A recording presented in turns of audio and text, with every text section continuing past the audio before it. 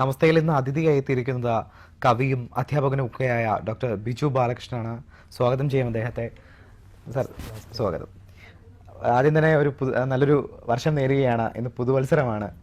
നല്ലൊരു ആശംസകൾ നേരുന്നു. അതോടൊപ്പം തന്നെ ഈ കവിത അധ്യാപനം അതുപോലെ കലാരംഗത്തും ഒക്കെ നിറസാന്നിധ്യമാണ്. അപ്പം ഈ കവിതയിലോട്ട് അല്ലെങ്കിൽ കവി എന്നുള്ള രീതിയിലേക്ക് വന്നത് എങ്ങനെയാണ് ഇതിലോട്ട് കടന്നു വന്നത്? ഒരു നാട്ടുമ്പുറത്താണ് ഞാൻ ജനിച്ചത്. അതുകൊണ്ട് എൻ്റെ നാട്ടുമ്പുറത്തെ സാംസ്കാരിക വേദികൾ, വിശിഷ്യ മലയാളത്തിൻ്റെ പ്രിയപ്പെട്ട കവി പ്രൊഫസർ വി മധുസൂദനൻ നായർ സാറിൻ്റെ ജന്മനാട് കൂടിയാണ്. അതുകൊണ്ട് തന്നെ അവിടുത്തെ സാംസ്കാരിക വേദികളിൽ മലയാളത്തിൻ്റെ പ്രമുഖരായ കവികളും എഴുത്തുകാരുമൊക്കെ പങ്കെടുക്കുന്നത് എൻ്റെ കുട്ടിക്കാലത്ത് തന്നെ എനിക്ക് അങ്ങനെ ഒരു അനുഭവം ഉണ്ടായിട്ടുണ്ട്. ആ സന്ദർഭങ്ങളിൽ പലപ്പോഴും അവർ ചൊല്ലുന്ന കവിതകളും ഒക്കെ കേട്ടപ്പോൾ ആ ഒരു സന്ദർഭത്തിൽ അറിയാതെ തന്നെ ചില വരികൾ നമ്മുടെ മനസ്സിലും ഉണ്ടായിട്ടുണ്ട്. പക്ഷെ അത് കവിതയാണെന്നൊന്നും കരുതിയിരുന്നില്ല. പക്ഷെ പിൽക്കാലത്ത് അത് പലതും അതിനോടനുബന്ധിച്ച് തന്നെ ചെറിയ ചെറിയ മാറ്റങ്ങൾ വരുത്തി മുന്നോട്ട് കൊണ്ടുപോയപ്പോൾ കവിയരങ്ങുകളിലും അത്തരം കവിതകൾ അവതരിപ്പിക്കാനൊക്കെ അവസരം കിട്ടി. പിന്നെ ഇന്നിപ്പോൾ പുതുവർഷ പുലരിയിലാണ് നമ്മൾ.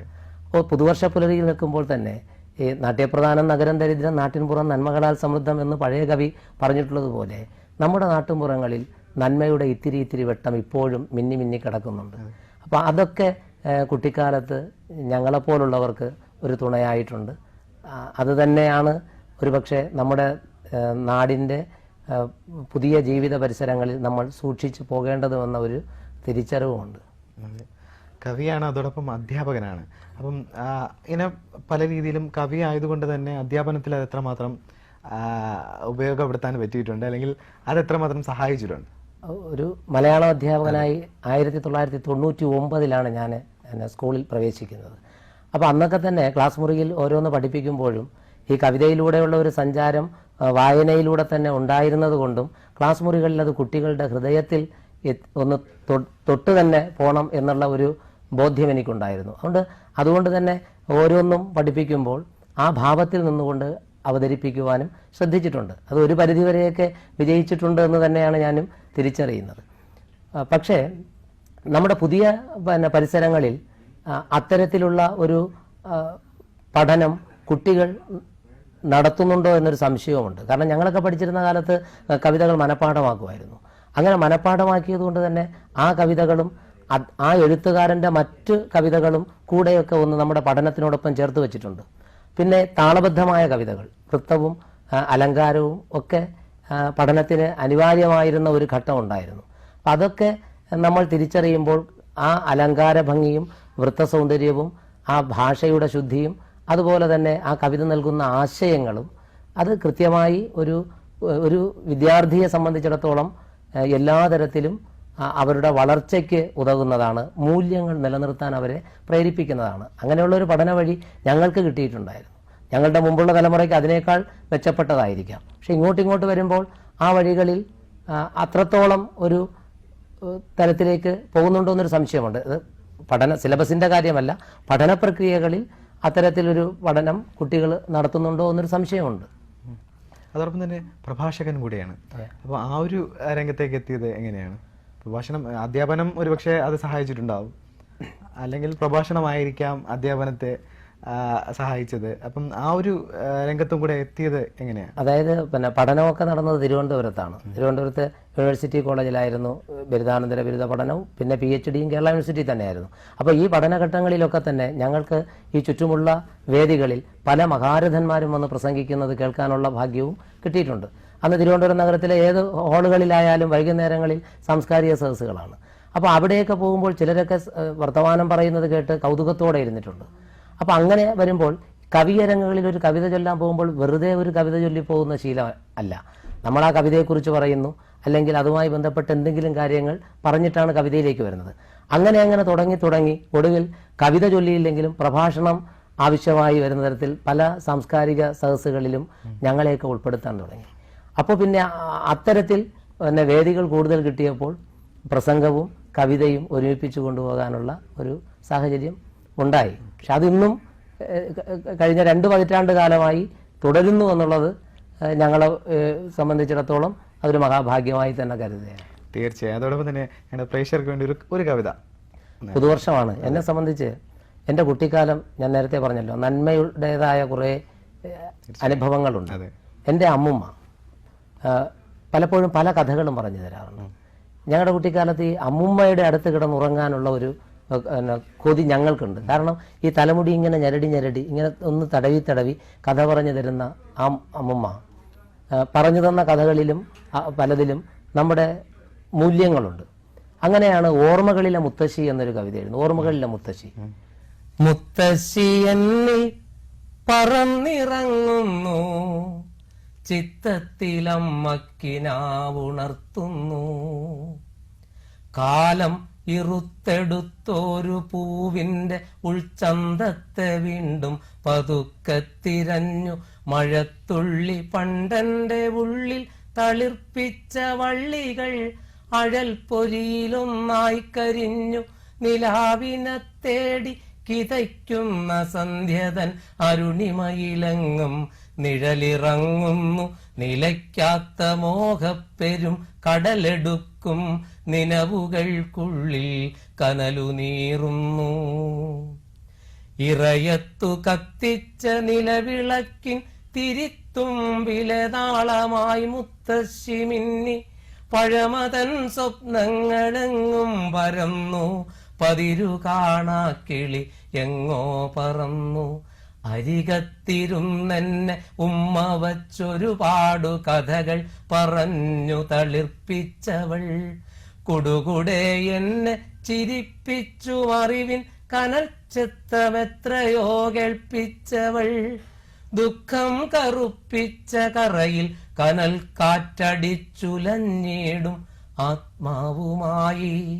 പോയ കാലങ്ങളിൽ തപ്പുമെന്നോർമ്മയിൽ കുനുകുനച്ചിന്നുന്നിതൻ മുത്തശ്ശി, പാടവരമ്പുകളിലോടിക്കളിച്ചും പറവയെ പിടികൂടി പാട്ടുപാടിച്ചും, ഒരു തുമ്പിയെ കൊണ്ടു കല്ലെടുപ്പിച്ചും, ഒരു പച്ചിലക്കിളി കൂടു പൊട്ടിച്ചും, ചറപറ പെയ്യുന്ന മഴയിൽ കുളിച്ചും, പെരുവഴിയലഞ്ഞും പുതുവഴി തിരഞ്ഞും, മുത്തശ്ശി ചൊല്ലിന്റെ മന്ത്രങ്ങൾ മങ്ങാത്ത മുത്തുകളായി എൻ്റെ ഉള്ളിൽ തുടിച്ചു.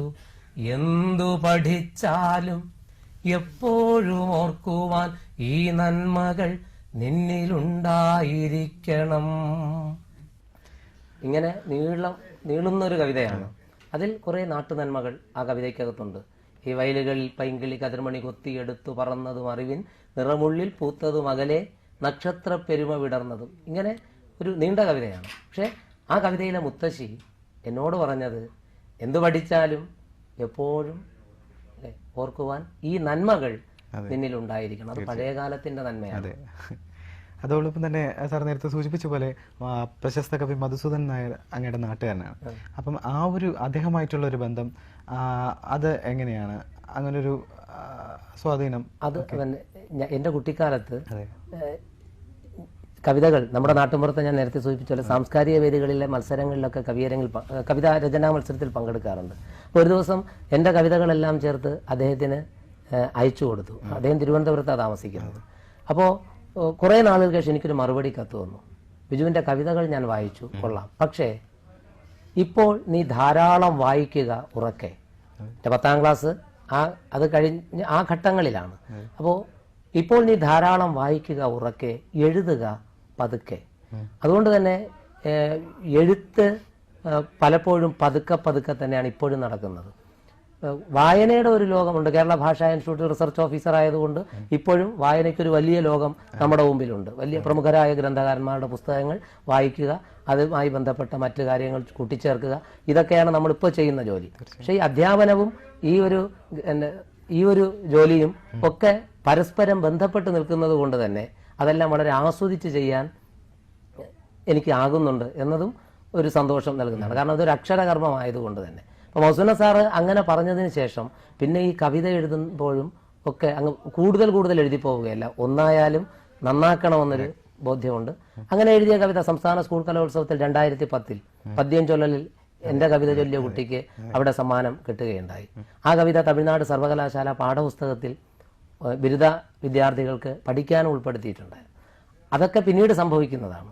സുനാമിക്കും മുമ്പ് തന്നെ കന്യാകുമാരി കടലിരമ്പുമ്പോൾ കലങ്ങി മറിയുന്നതാരുടെ ഹൃത്തടം, നിന്റെ നൊമ്പരം നീറ്റുന്ന മണ്ണിത്, നിന്റെ കണ്ണുനീർത്തുള്ളി സാഗരം, നിന്റെ ഉള്ളിൽ കറുത്ത കിനാവുകൾ, നിന്റെ മുന്നിൽ ഒടുങ്ങാത്ത കാഴ്ചകൾ, നിലാവും നിഴൽ ചിരികളും നീറുമോർമ്മയും നിന്റെ നിശ്വാസവും നുരയിട്ടു പൊന്തും കടൽക്കരയിലൂടിന്നും ഇരവു പകലാക്കി അലയുന്നവർ, കയ്യിലെന്നും കരുതുന്ന ചില്ലുപെട്ടിക്കുള്ളിൽ 1000 സ്ഫടികത്തരിവളകൾ, കണ്ണിലെഴുതാൻ തിളങ്ങും മഷിക്കൂട്ടുകൾ, കടൽ ചിപ്പികൾ, പാശിമാലകൾ, ശംഖുകൾ. കന്യാകുമാരിയിലെ കന്യക പണ്ടങ്ങോ കടപ്പുറത്ത് വന്ന ഒരു കാമുകനും കാമുകിയും. അന്ന് കാമുകൻ നഷ്ടപ്പെട്ട കാമുകിയാവാം ഈ കന്യകയെന്ന് ആ ഒരു കുട്ടിയായിരുന്ന സന്ദർഭത്തിൽ കന്യാകുമാരിയിൽ പോയപ്പോൾ എനിക്ക് തോന്നി. അത് എൻ്റെ ഒരു BEd പഠനകാലത്താണ്. കന്യാകുമാരിയിലെത്തുമ്പോൾ കൂട്ടുകാരൊക്കെ കടലിലേക്ക് ഇറങ്ങിപ്പോകുന്നു, അധ്യാപകരൊക്കെ കന്യാകുമാരി ദേവിയെ കാണാൻ പോകുന്നു. അപ്പൊ ഇതിനിടയിൽ നിൽക്കുന്ന ഞാൻ, ഈ കൂട്ടുകാർ വളരെ കൗതുകത്തോടുകൂടെ സൗഹൃദത്തിന്റെ എല്ലാം ചേർത്തുകൊണ്ട് ഇങ്ങനെ നടന്നു പോകുമ്പോൾ ഇവിടെ ഇരിക്കുന്ന കന്യക എന്താ ഇങ്ങനെ ഇന്നും കന്യകയായിരിക്കുന്നത്? ആ തോന്നലാണ് കടലിരമ്പുമ്പോൾ എന്ന കവിതയ്ക്ക് കാരണമായത്. കവിത അവസാനിക്കുന്നത് എങ്ങനെയാണ്? ഇരവു പകലുകൾ കാക്കുന്ന പെണ്ണിന്റെ ഹൃദയമാണ് ഈ ഇരമ്പുന്ന സാഗരം. ഇരവു പകലുകൾ കാക്കുന്ന പെണ്ണിന്റെ ഹൃദയമായി ഈ സാഗരം നമ്മൾ തിരിച്ചറിയുക. അങ്ങനെ കവിത പറഞ്ഞിട്ടുണ്ട്. അപ്രതീക്ഷിതമായി ഇത്തരത്തിൽ കവിതകൾ പലതും സംഭവിച്ചിട്ടുണ്ട്. അതോടൊപ്പം തന്നെ സെല്ലുലോയിഡ് എന്ന് പറയുന്ന സിനിമയിൽ ഒരു ഭാഗമായി സാധിച്ചിട്ടുണ്ട്. അത് ആ ഒരു അനുഭവം ഞാൻ 2012 ഘട്ടത്തിൽ മധുപാൽ സാറിന്റെ ഒഴിമുറി എന്ന സിനിമയുമായി ബന്ധപ്പെട്ട് പ്രവർത്തിക്കുകയുണ്ടായി. അത് കന്യാകുമാരി ജില്ലയിലായിരുന്നു അതിന്റെ ചിത്രീകരണം. അതിന്റെ ഭാഷ തമിഴിലെ പ്രശസ്തനായ എഴുത്തുകാരൻ, മലയാളത്തിന്റെയും പ്രശസ്തനായ എഴുത്തുകാരൻ ജയമോഹൻ സാറാണ് ആ സ്ക്രിപ്റ്റ് തയ്യാറാക്കിയത്. പക്ഷെ അതുമായി ബന്ധപ്പെട്ട് മധുപാൽ സാറുമായി പ്രവർത്തിക്കുമ്പോൾ ഒരു ദിവസം അതിന്റെ അവസാന ഘട്ടം എത്തുമ്പോൾ പ്രൊഫസർ വി മൗസൂനൻ നായർ സാർ എന്നെ വിളിക്കുന്നു. കമൽ സാറിന്റെ ഒരു സ്ക്രിപ്റ്റ്, അപ്പൊ അതില് നമ്മുടെ നാടിന്റെ ഭാഷ ഒന്ന് ചേർത്ത് വെക്കാൻ നീ ഒന്ന് വരണം. ഞാൻ അങ്ങനെ നന്ദൻകോട്ട് സാറിന്റെ വീട്ടിൽ വരുന്നു. തുടർന്ന് കമൽ സാറിനോടൊപ്പം ഒരു 68 ദിവസം ഞാൻ പ്രവർത്തിച്ചു. കാരണം സാർ ആ തിരക്കഥ എഴുതുന്നത് തനി മലയാളത്തിലാണ്. അതായത് നമ്മുടെ തൃശ്ശൂരുകാരനാണ് കമൽ സാർ, കൊടുങ്ങല്ലൂരുകാരനാണ്. അപ്പൊ സാറിന്റെ ഭാഷയിൽ സാർ എഴുതി. പക്ഷെ അത് പോരാ. 1927 JC ഡാനിയലിന്റെ കാലത്ത് തിരുവിതാംകൂറിലെ മലയാളം ചേർത്ത് വെക്കണം. അപ്പൊ CV രാമൻ പിള്ളയും ഒക്കെ നമ്മുടെ കൃതികളിൽ ആ ഭാഷ ഇട്ടിട്ടുണ്ട്. പക്ഷെ അത് ഇന്നത്തെ കുട്ടിക്ക് ഒരു പക്ഷെ മനസ്സിലാകണമെന്നില്ല. അപ്പൊ കമൽ സാർ എഴുതിയത് പോകരുത് പോകരുത് എന്ന് പറഞ്ഞാൽ കേൾക്കുന്നതാര്? ഒരു അനുസരണ വേണ്ടേ? പക്ഷെ അത് പോരാ, അതല്ല സിനിമയിൽ വേണ്ടത്. പോണ്ട പോണ്ടാന്ന് ചെല്ലിയാ കേൾക്കണേ ആര്? ഒരു ചെല്ലു വരുത്തി വേണ്ടേ? എഴിച്ചു വരണം നേരം കണ്ട. ഇത് അന്നത്തെ ഭാഷ. ആ ഭാഷയിൽ കുറെ കാര്യങ്ങൾ ചെയ്തു. പുല്ല് പറിക്കാനായി തമ്പിയുടെ പുരയിടത്തിൽ പോയപ്പോൾ ഇവൾ വന്ന് അന്വേഷിച്ചു. സിനിമയിൽ അതല്ല. പുല്ലിന് നമ്മുടെ നാട്ടിൽ ഒതോല്, വതവല്, പൊതോല്, പുല്ല്. ഇന്നത്തെ കുട്ടിക്ക് ഒരു പക്ഷെ G for ഗ്രാസ് എന്ന് നമ്മൾ പറഞ്ഞു കൊടുക്കുന്നത്. പക്ഷെ ഒതോല് പറിക്കാനെ കൊണ്ട് തമ്പി അംഗത്തിന്റെ കണ്ടെത്തി പെയ്യപ്പം എവള് വന്ന് അന്വേഷിച്ച്. അപ്പോ ഇത്തരത്തിൽ അത് ചെയ്യുമ്പോൾ എന്നെ സംബന്ധിച്ച് അതൊരു വലിയൊരു അനുഭവമായിരുന്നു. കാരണം മലയാളത്തിലെ ഏറ്റവും പ്രശസ്തനായ ഒരു സംവിധായകനോടൊപ്പം പ്രവർത്തിക്കുകയാണ്. പക്ഷെ ആ സിനിമയ്ക്ക് ആ വർഷത്തെ സ്റ്റേറ്റ് അവാർഡും നാഷണൽ അവാർഡും കിട്ടിയപ്പോൾ കമൽ സാർ എനിക്കൊരു സർട്ടിഫിക്കറ്റ് തന്നു. എന്റെ സിനിമ തുടങ്ങുന്നതിന് മുമ്പ് എന്നോടൊപ്പം ജോയിൻ ചെയ്തയാൾ. സിനിമ തീർന്ന് എല്ലാവരും പോയതിനു ശേഷം ഡബ്ബിംഗ് സ്റ്റുഡിയോകളിൽ സാറിനോടൊപ്പം ഞാൻ ഉണ്ടായിരുന്നു. പക്ഷെ ഇപ്പോൾ ബിജു ഒരു ലാംഗ്വേജ് കൺസൾട്ടന്റ് ആയിട്ടല്ല എൻ്റെ ലൊക്കേഷനിൽ നിന്ന് പോകുന്നത്. ഇപ്പോൾ ഒരു അസോസിയേറ്റ് ഡയറക്ടറായിട്ടാണ്. ഇതൊക്കെ ജീവിതത്തിൽ കിട്ടുന്ന ഒരു വലിയ അംഗീകാരമാണ്. അത് മൗസൂന സാർ കാരണമാണ് ഞാൻ അങ്ങനെ ഒരു വർക്കിലേക്ക് പോകുന്നത്. അത് വളരെ ഭംഗിയായി ചെയ്യാൻ ഞാൻ പരമാവധി ഹോംവർക്കും ചെയ്തു ആ ഒരു വർക്കിന്റെ ഭാഗമായിട്ട്. അതിൽ പിന്നെ ഒരു പരിധിവരെ വിജയിച്ചു എന്ന് തന്നെയാണ് വിശ്വസിക്കുന്നത്. എന്താണ് ഇനിയൊരു പ്രതീക്ഷ, പുതുവർഷത്തിന്റെ ഒരു പ്രതീക്ഷ എന്താണ്? ഇനി ഇപ്പൊ അസോസിയേറ്റ് എഡിറ്ററായി അങ്ങനെ ഒരു റോളിലോട്ട് അദ്ദേഹം തന്നെ അദ്ദേഹം അങ്ങനെ പറഞ്ഞു എന്നതാണ്. ഞാൻ ചെയ്ത ജോലിയുടെ ആ ഒരു പ്രത്യേകത കൊണ്ട് പറഞ്ഞതാണ്. അപ്പം സാറിനെ സംബന്ധിച്ച് എങ്ങനെയാണ് ഇനിയൊരു പുതുവർഷമാണ്, അപ്പൊ ഇനിയൊരു പ്രതീക്ഷ എന്താണ്? പുതുവർഷം എല്ലാവർക്കും പുതുവർഷം പ്രതീക്ഷയുടെ കാലമാണ്. അതെ.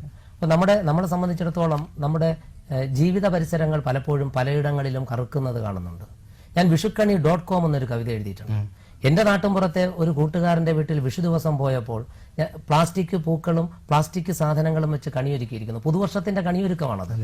അപ്പോൾ പുതുജീവിതത്തിന്റെ കണിയൊരുക്കമാണ്. കണിക്കൊന്ന പൂക്കൾക്ക് പകരം പ്ലാസ്റ്റിക് പൂക്കൾ വരുന്ന കാലത്ത് ആ കൊന്നയുടെ ഉള്ളിൽ തന്റെ എല്ലാ ചൂടും ഉള്ളിലേക്ക് എടുത്തിട്ട് മഞ്ഞപ്പൂക്കൾ കൊടുക്കുന്ന ഒരു വലിയ സർഗാത്മകതയാണ് കൊന്നമരം നമുക്ക് തരുന്നത്. മീനമാസത്തിലെ ചൂട് മൊത്തം എടുത്തിട്ടാണ് മേടത്തിന്റെ പൂക്കുലകൾ തരുന്നത്.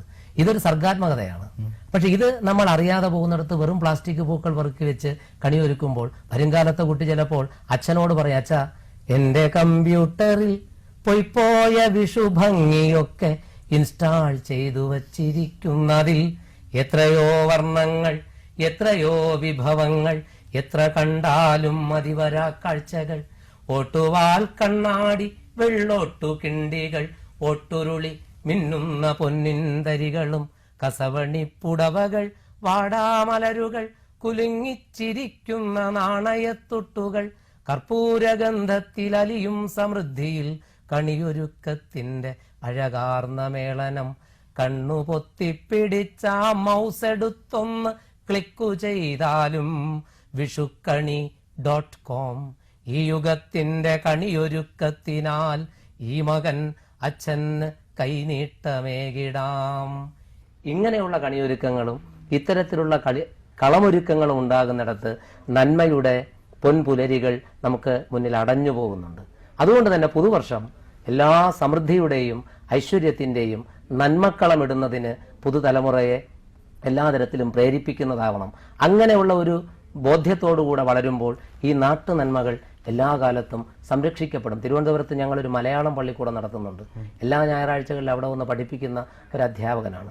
സ്വന്തം പേര് മലയാളത്തിൽ എഴുതാൻ കഴിയാത്ത കുട്ടികൾ തിരുവനന്തപുരം നഗരത്തിൽ ആയിരക്കണക്കിന് കുട്ടികളുണ്ട്. സ്വന്തം പേര് മലയാളത്തിൽ എഴുതാൻ കഴിയാത്ത കുട്ടിക്ക് എന്ത് കണിക്കൊന്ന, എന്ത് മറ്റു സങ്കല്പങ്ങൾ, തുമ്പല്ലേ തുമ്പിപ്പെണ്ണേ വാ തുമ്പച്ചോട്ടിൽ വാ, എന്ത് തുമ്പ, തുമ്പി വാ തുമ്പക്കുടത്തിൻ തുഞ്ചത്തായി ഊഞ്ഞാലിടാം. നോയനി സാർ പാടിയാൽ ഊഞ്ഞാലും തുമ്പിയും തുമ്പക്കുടവും എന്താണെന്ന് അറിയാത്ത കുട്ടി കേരളത്തിൽ വളർന്നാൽ അവർക്ക് മുന്നിൽ പുതുവർഷമെന്നല്ല പുതുചിന്തകളും ഒക്കെ തന്നെ ഈ ഭാഷയ്ക്കും സംസ്കാരത്തിനും ഒപ്പമല്ലാത്തതായി മാറുന്നത് കൊണ്ട് പലതരത്തിലുള്ള നഷ്ടങ്ങളും നമുക്ക് മുന്നിൽ ഉണ്ടായേക്കും.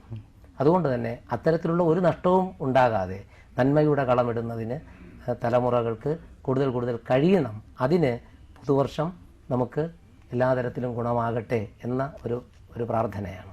തീർച്ചയായും വളരെ നന്ദി. ഒരു ചുരുങ്ങിയ സമയത്ത് കൊണ്ട് ഒരുപാട് വിശേഷങ്ങൾ ചോദിക്കാനുണ്ട്, എന്നാൽ പോലും ഒരുപാടൊക്കെ സാറിൻ്റെ വിശേഷങ്ങൾ പറഞ്ഞു. വളരെ നന്ദിയുണ്ട്. കാരണം ഒരു ചുരുങ്ങിയ സമയത്തിനുള്ള ഞങ്ങളുടെ ഒന്ന് സംസാരിക്കാനുള്ള സമയം ചെലവഴിച്ചത് വളരെ നന്ദി.